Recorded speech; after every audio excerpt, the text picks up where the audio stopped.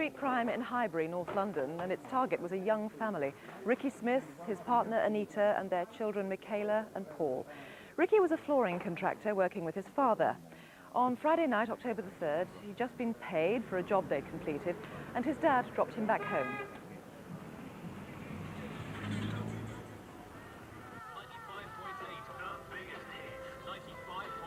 I had a job at Holloway paid up today, 600 quid. So how much do I owe you for that seal? 50 quid.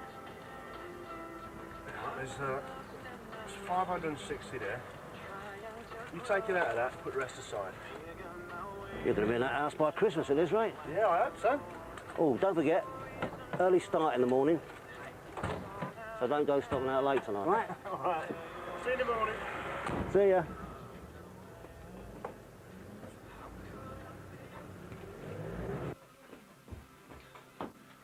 All right, love. There you go. Treat yourself. Where did that come from? Oh, I just got paid. Hey, do you want to go down to the pub later tonight? We haven't got a babysitter. Well, I'll call Chanel, ask her to come over. All right. What everyone used to say, Ricky was like an old-fashioned man. He said get married when he was about 30, and he was just a really good father. He just believed that if you have children, you stay with them. You're going to be a really good boy for Mummy and Daddy. Now, I want you to go to sleep straight away, okay? Good boy. Night-night. And Ricky wanted to buy a nurse, so we could bring the kids up somewhere decent.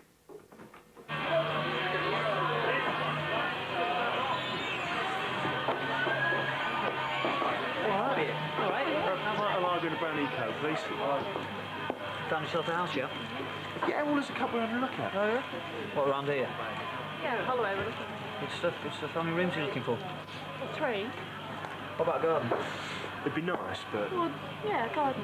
Yeah, well, it'd be very nice, but it depends how it goes, you know. Yeah? What comes up. Time, ladies and gentlemen, please.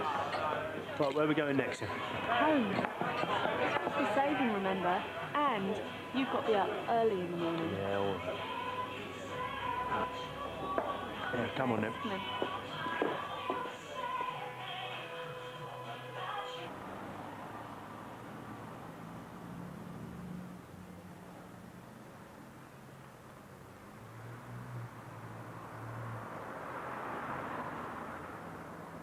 At 11:30 that Friday night, a woman was heading home down Highbury Park towards Blackstock Road. Well, I noticed him first of all because he was just standing in such a strange way in the phone box, and also he looked like he was definitely trying to hide his face away from me. He was about 6 foot tall. He was quite well built, but I just couldn't see his face.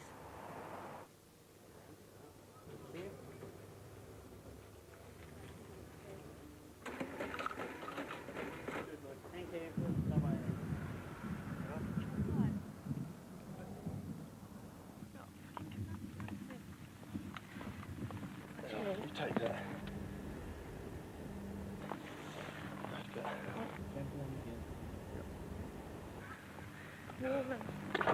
Oh! He stabbed me. Hello, police. Just seen a man get attacked. I'm following the bloke who did it. He's running up Highbury Grove. He was jogging away quite casually, and that sort of caught my attention because it was very strange. He didn't seem to be sprinting away or anything like that. But I still followed him, and he cut across into Albert Park, at which point I had to turn my car around, and he just seemed to disappear. I couldn't find him after that. I've just lost him. He's run down one of the streets. Oh, my God. It's just something I never expected in my life. Help! My mind went blank.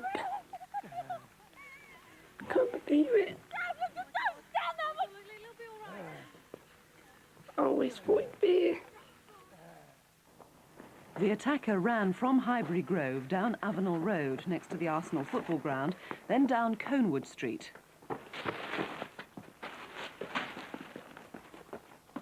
He was last seen running back into Blackstock Road.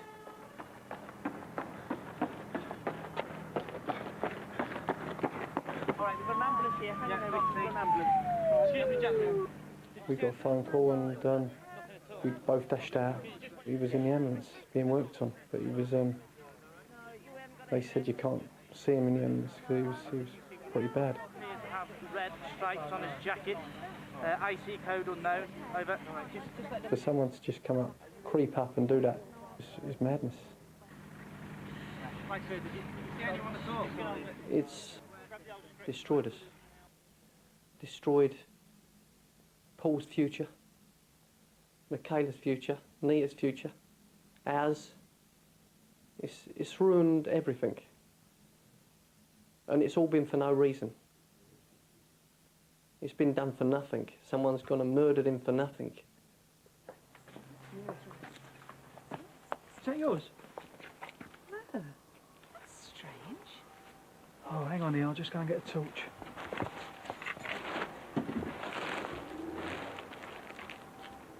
Seems to be some sort of clothing. Settled about it.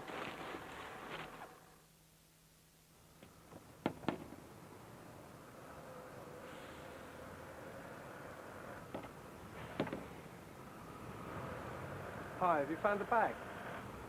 Yeah, we gave it to the police last night. Only when I was walking home last night, I saw someone throw it over your wall. Do you know what was in it?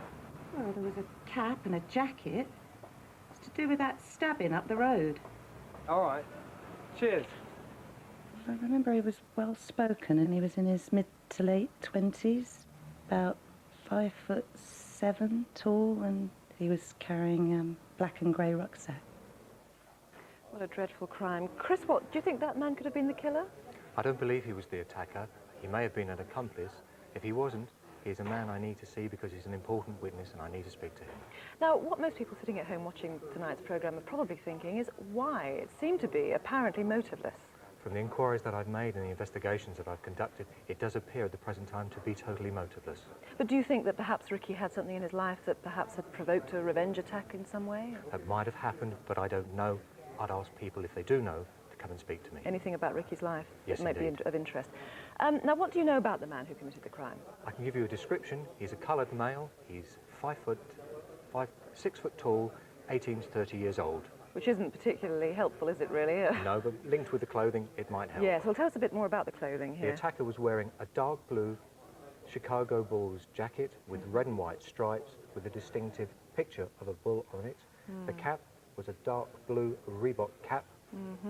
And it was put in these carry bags. Now, the Brent Cross Phoenix is a very common one in that area, Indeed. but the one that interests you as well is the other green one. Yes, the green one is a Wilkie's carrier bag, which is a Scottish retailer's, and as far as I'm aware, only retails in Scotland. Now, why do you think that he dumped them in Conewood Street that night? He may well have panicked in his attempt to escape, and that was a place that he could hide them and perhaps come back later and retrieve them. Now, an event that might jog people's memory is the fact that it was the eve of the Arsenal home game against Barnsley. That's correct, yes indeed. So it's Friday the 3rd of October.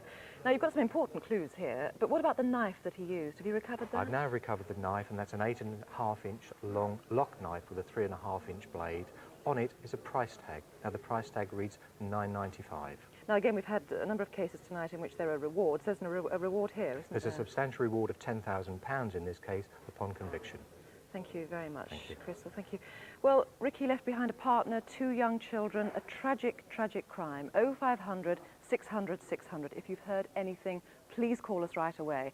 And other detectives are waiting for you right now as well on 0181 733 6283. That's 0181 733 6283.